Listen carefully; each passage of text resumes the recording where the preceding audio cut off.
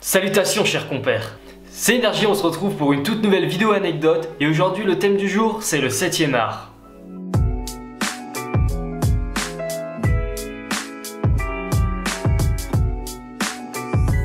Avant de commencer les anecdotes, un peu d'histoire. Le cinéma est officiellement né en 1895, il a été créé par deux Français, les deux frères Lumière. Ce sont donc les deux premiers à avoir projeté des images sur un écran devant un public. Ils ont appelé leur invention le cinématographe. La première séance publique et payante coûtait 1 $. Vous pouvez voir une dizaine de films d'environ 1 minute chacun. Elle a eu lieu officiellement le 28 décembre 1895 à Paris. Aujourd'hui, il paraît impensable qu'une personne n'ait jamais regardé un film au cinéma. En effet, la sortie de films cultes tels que Star Wars crée un engouement mondial et des milliers de fans sortent déguisés pour aller voir le film seulement au cinéma. Et puis beaucoup de festivals sont organisés chaque année en France ou ailleurs en rapport avec le cinéma. Et maintenant que t'as tout compris, on va pouvoir s'intéresser aux anecdotes. Pourquoi les fauteuils de cinéma sont rouges ? Est-ce que cette question vous a déjà traversé l'esprit? Parce que moi oui, je vais vous expliquer. En fait, les premières salles de cinéma étaient des salles de théâtre réaménagées en salles de projection. Alors comme les salles de théâtre avaient des fauteuils rouges, on s'est pas embêté à changer ça, c'est resté un peu comme une sorte de tradition. Du coup, dans les cinémas actuels, on peut voir que les fauteuils sont toujours rouges, même si parfois, plus récemment, dans les cinémas plus récents, on peut voir que les sièges peuvent changer de couleur bleu, noir et tout, pour pas que ça contraste avec l'écran et nos yeux, la lumière et tout.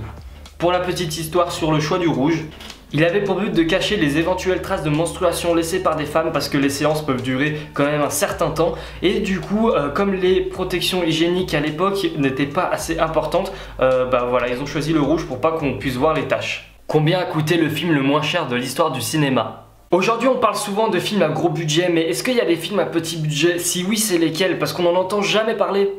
Et du coup, est-il possible de filmer un film sans trop de budget?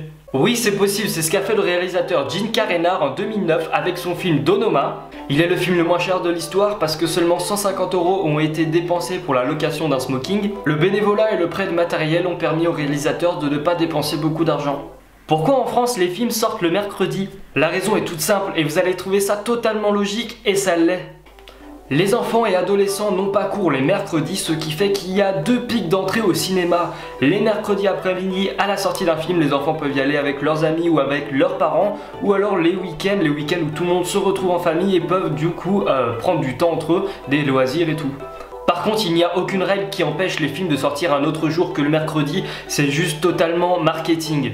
Que fait le panneau Hollywood sur une colline de Los Angeles? Ce panneau qui est aujourd'hui le symbole du cinéma américain n'a pas été mis dans ce but. A l'origine, ce sont des promoteurs immobiliers américains qui ont fait installer ce panneau en 1923 pour une campagne publicitaire. Le mot original était Hollywoodland. Faute de moyens, le panneau n'a pas été entretenu. Il a été repris en 1949 par la chambre de commerce d'Hollywood qui a décidé de le refaire parce qu'ils l'ont réparé et tout et ont décidé d'enlever le land.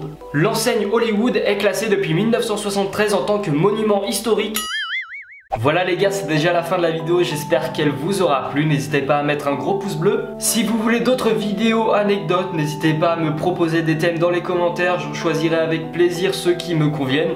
En tout cas voilà, j'espère que ce concept vous aura plu. N'hésitez pas à vous abonner et à partager la chaîne à tous vos potes qui veulent en savoir plus sur des anecdotes. Merci d'avoir regardé la vidéo jusqu'au bout, bye tout le monde.